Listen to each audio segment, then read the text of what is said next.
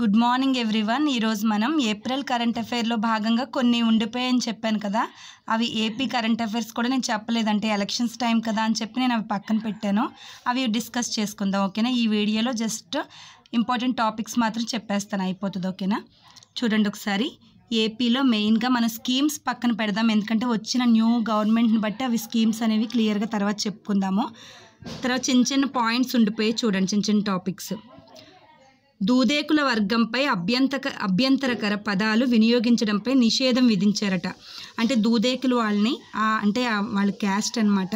ఆ కులం వాళ్ళని ఏమంటున్నారంటే దూదేకులోడా, పింజారి, పింజారోడా, అలాగే సగం సాయిబు తదితర పదాలను, ఇటువంటి పదాలను ఉపయోగిస్తున్నారు. ఇలా ఉపయోగించడం మీద నిషేధం విధించారనమాట. ఇలా వాడొద్దు, వాళ్ళని అవమానించొద్దు అని చెప్పారు.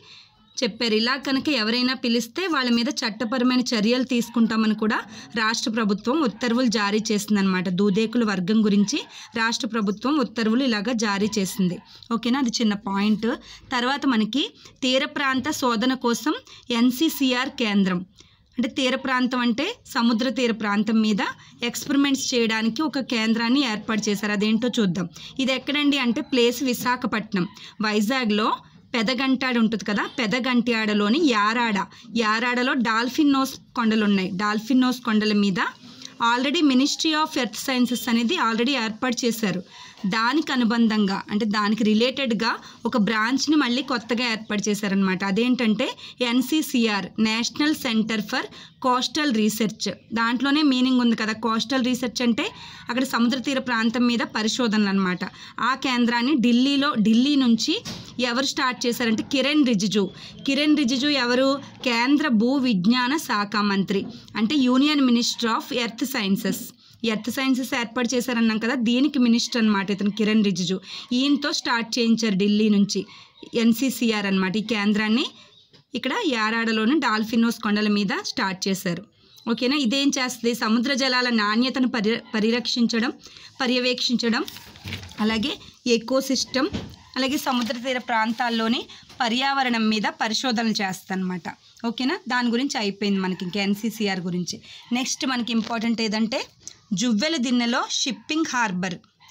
నెల్లూరు ప్లేస్ ఎక్కడంటే నెల్లూరు జిల్లా. మనకి నెల్లూరులోని జువ్వెలదిన్నె మండలంలో మనకి ఏం ఏర్పాటు చేశారంటే బోగోలు మండలం జువ్వెలదిన్నె గ్రామంలో షిప్పింగ్ హార్బర్ని ఏర్పాటు చేశారనమాట. ఎవరు స్టార్ట్ చేశారు? మన సీఎం జగన్మోహన్ రెడ్డి గారు స్టార్ట్ చేశారు. అయితే దీని ద్వారా 25,000 మంది మత్స్యకార కుటుంబాలకు ప్రయోజనం జరుగుతుందట, ఓకేనా. తర్వాత బోట్లు ఉంటాయి కదా, మోటరైజ్డ్ 1250 మోటరైజ్డ్ అండ్ మెకనైజ్డ్ బోట్లు, ఈ రెండు కూడా అక్కడ ఒకేసారి నిలిచి ఉండేలాగా ఇంత పెద్ద హార్బర్ను అంతర్జాతీయ ప్రమాణాలతో తీర్చిదిద్దారంట, ఓకేనా, ఈ హార్బర్ని. దీని ద్వారా సంవత్సరానికి 41,250 టన్నుల మత్స్య సంపద అదనంగా, అంటే ఆల్రెడీ మత్స్య సంపద వస్తుంది కదా ప్రతి సంవత్సరం, దానికంటే కూడా ఎక్స్ట్రాగా మనకి ఇయర్కి 41,250 టన్నుల మత్స్య సంపద, అంటే చేపలు అనేవి అదనంగా అందుబాటులోకి వస్తాయన్నమాట ఈ హార్బర్ ద్వారా. చాలా చాలా ఇంపార్టెంట్, జువ్వెలదిన్నెలోని షిప్పింగ్ హార్బర్ అనమాట, ఓకేనా. నెక్స్ట్ మనకి ఎస్టీ కులాల గురించి ఇచ్చాడు, చాలా చాలా ఇంపార్టెంట్ ఇది. అంటే కొత్తగా మనకి రాజ్యాంగ సవరణ బిల్ అనేది ఆమోదం పొందిందనమాట. ఎస్టీల జాబితాల్లోకి ఎస్టీల్లోకి కొంతమందిని చేర్చారు. ఎవరెవరో చూద్దాం. లోక్సభ అలాగే రాజ్యసభ కూడా బిల్లు పాస్ చేశారు. ఆ పాస్ అయిన బిల్లు రాష్ట్రపతి ఆమోదంతో ఇది చట్టరూపం దాల్చిందనమాట. ఎప్పుడు? ఫిబ్రవరి 16. ఇటువంటివి డేట్స్ కూడా ఇంపార్టెంట్. ఫిబ్రవరి 16న నోటిఫికేషన్ జారీ చేసింది. దాని ప్రకారం మనకి ఎలాంటి 1950 అంటే ఆల్రెడీ 1950లో ఎస్టీ చట్టం ఉంది మనకి. దాంట్లో ఎంట్రీ నెంబర్లు ఉన్నాయి, 25, 28 ఎంట్రీ నెంబర్లు ఉన్నాయి. ఈ 25లో మనకి కొత్తగా ఎవరిని చేర్చారంటే పోర్జా, బోండో పోర్జా, ఖోండ్ పోర్జా, పరంగి పోర్జా, ఈ వేళ్ళని, ఈ కులాల వాళ్ళని దేంట్లో చేర్చారంటే ఇప్పుడు ఎస్టీలో చేర్చారనమాట. చాలా చాలా ఇంపార్టెంట్ మనకి. ఎక్కడ? సర్వే నెంబర్ 25లో 5 పోర్జా అని గుర్తుపెట్టుకోండి. 5 అంటే పా మీద వస్తుంది కాబట్టి పోర్జా అంటే మనకి ఇక్కడ దాకా వచ్చిన తర్వాత 25 28 అనేది మనకి డౌట్ వస్తూ ఉంటుంది ఎగ్జామ్స్లో. కాబట్టి 25లో 5 ఉంది కాబట్టి పోర్జా అనుకోండి. 25లో పోర్జా వాళ్ళని చేర్చారు.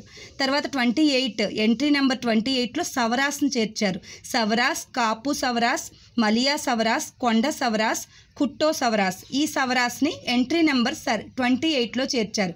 ఏ చట్టం అంటే 1950 ఆల్రెడీ ఎస్టీ చట్టంలోనే వీళ్ళని చేర్చారనమాట. 25లో కొంతమందిని పోర్జాల్ని, 28లో సవరాస్ని చేర్చారనమాట. వీళ్ళందరూ ఇప్పుడు ఆంధ్రప్రదేశ్లోని ఎస్టీ హోదాకు వస్తారనమాట. చాలా చాలా ఇంపార్టెంట్. ఇదైతే బిట్ వచ్చే అవకాశం ఉన్న ఇది టాపిక్ అనమాట. నెక్స్ట్ మనకి ఇంకా ఇంపార్టెంట్ ఏదంటే ఎడెక్స్ ఉంది. ఇక్కడ ఎడెక్స్ సంస్థ ఉంది, కంపెనీ. రాష్ట్ర ప్రభుత్వం రీసెంట్గా ఎడెక్స్తో ఒప్పందం చేసుకుందంట. అదేంటో చూద్దాం. అంటే ప్రముఖ ఆన్లైన్ లెర్నింగ్ సంస్థ అన్నమాట. ఇది నేర్పించే సంస్థ. అదేంటంటే విదేశాలకు వెళ్ళి చదువుకోలేని మన విద్యార్థుల కోసం, మన దేశంలోని విద్యార్థుల కోసం ప్రపంచ ప్రఖ్యాత యూనివర్సిటీలు, మంచి మంచి యూనివర్సిటీలు ఉంటాయి కదా, ఆ యూనివర్సిటీలు ఏంటంటే చెప్తాను చూడండి. London school of economics, MIT, అలాగే హార్వర్డ్. అటువంటి యూనివర్సిటీల్లో ఉన్న కోర్సులు 2000కు పైగా కోర్సుల్ని ఉచితంగా విద్యార్థుల కోసం ఈ సంస్థ ద్వారా అందిస్తున్నారనమాట. ఎడెక్స్ అంటే చాలా చాలా ఇంపార్టెంట్. ఎడెక్స్ ద్వారా అందిస్తున్నారు. ఇది మనకి మన స్టేట్లో జగన్ గారు స్టార్ట్ చేశారనమాట. ఓకేనా, ఇది చాలా మంచి విషయం. దీని ద్వారా మనం కోర్సులు ఫ్రీగా నేర్చుకోవచ్చు అనమాట. ఆన్లైన్ సంస్థ ఇది. నెక్స్ట్ మనకి కిసాన్ క్రెడిట్ రుణాల్లో 5వ ప్లేస్లోకి ఏపీ వచ్చింది. అంటే కిసాన్ క్రెడిట్ కార్డులు ఉన్నాయి. KCC means Kisan credit cards. ఈ కార్డుల ద్వారా రైతులకి స్వల్పకాలిక రుణాలను ఇస్తున్నారు. తక్కువ కాలానికి సంబంధించిన రుణాలని, లోన్స్ని ఇస్తున్నారు కదా. ఆ లోన్స్ విషయంలో ఏపీకి 5వ ప్లేస్ వచ్చిందంట. ఫస్ట్ 4 ప్లేస్లు ఎవరంటే యూపీ, ఉత్తరప్రదేశ్, అలాగే MP, మధ్యప్రదేశ్, మహారాష్ట్ర, గుజరాత్. ఈ 4 ప్లేస్ల తర్వాత మన ఏపీ 5వ స్థానాన్ని ఆక్రమించిందనమాట. యూపీ గుర్తుపెట్టుకోండి. యూపీ, MP, MH అంటే ఉత్తరప్రదేశ్, మధ్యప్రదేశ్, మహారాష్ట్ర. నెక్స్ట్ గుజరాత్. ఏపీ 5వ ప్లేస్ అనమాట. ఓకే, నెక్స్ట్ మనకి దక్షిణాది రాష్ట్రాల్లో అయితే అగ్రస్థానంలో ఉంది. దక్షిణానికి వచ్చేసరికి ఇదే ఫస్ట్ ప్లేస్ అనమాట. ఏపీ దక్షిణాది రాష్ట్రాల్లో బిట్టిస్తే మనకి ఏపీ ఫస్ట్ ప్లేస్ వస్తుంది. అలా కాకుండా దేశంలో ఎన్నో ప్లేస్లో ఉందంటే ఏపీ 5th ప్లేస్కి, మనకి 5th ప్లేస్కి వస్తుంది అనమాట. ఓకేనా, నెక్స్ట్ మనకి చిన్న బిట్ ఏంటంటే జూన్ 20ని రెవెన్యూ డేగా పరిగణించారంట రాష్ట్ర ప్రభుత్వం. రీసెంట్గా మార్చి 4న ఉత్తర్వులు జారీ చేసిందంటే, అంటే ఇంకా ఈ ఇయర్ నుంచి రెవెన్యూ డే ఎప్పుడంటే జూన్ 20 అనమాట. ఇంపార్టెంట్ ఇది కూడా. జూన్ 20 రీసెంట్గా చెప్పారు. ఇది జూన్ 20 ఏ డే అంటే రెవెన్యూ డే. ఇంకా లాస్ట్ టాపిక్ ఉంది. లాస్ట్ బట్ నాట్ లీస్ట్ అంటాం కదా, అలాగా. కాకపోతే వాలంటీర్స్ కొంచెం సింపుల్గా ఉంటుంది చూడండి ఒకసారి. అంటే సేవా వజ్ర, సేవారత్న, సేవామిత్ర అవార్డ్స్ ఇస్తున్నారు కదా, దాని గురించి కొంచెం చూద్దాము.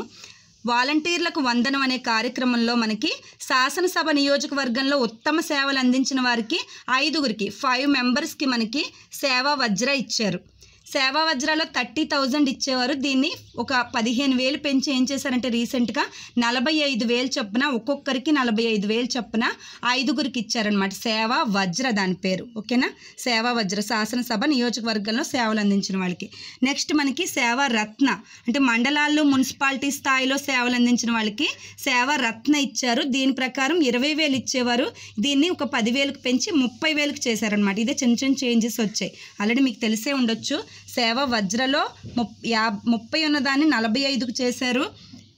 శాతం అంటే 50% పెంచారని ఇచ్చాడు. ఓకే, నెక్స్ట్ మనకి మున్సిపాలిటీ మండల స్థాయిలో సేవలు చేసిన వాళ్ళకి సేవా రత్న ఇచ్చారు. వజ్రం తర్వాత రత్నమే కదా, రత్న ఇచ్చారు. సెకండ్ స్థాయిలో వాళ్ళకి 20 ఉండేది 30,000 ఇచ్చారనమాట. నెక్స్ట్ మనకి ఎటువంటి ఫిర్యాదులు కానీ, వివాదాలు, గొడవలు కానీ లేకుండా పనిచేసిన వాలంటీర్లందరికీ కూడా సేవా మిత్ర అవార్డులు ఇచ్చారు. దాని మిత్ర కింద 10,000 ఇచ్చేవారు. దీన్ని 5,000 పెంచి 15,000 ఇచ్చారనమాట వాలంటీర్స్కి. ఓకేనా, సేవా మిత్ర కింద 15,000 బహూకరించారు. ఓకేనా, ఇవి ఏపీకి సంబంధించి చాలా ఇంపార్టెంట్ టాపిక్స్ చెప్పాను. కొన్ని స్కీమ్స్ మాత్రం వదిలేశాను. అంటే వచ్చిన న్యూ గవర్నమెంట్ని బట్టి ఆ స్కీమ్స్ మనం నెక్స్ట్ చెప్పుకుందాం ఎప్పుడైనా.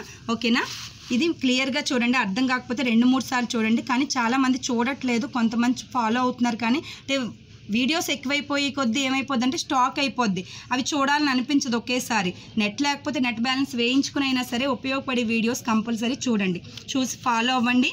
బుక్ తీసుకుంటే 100% బుక్ కూడా చదవండి. ఓకేనా, keep watching. Thank you so much.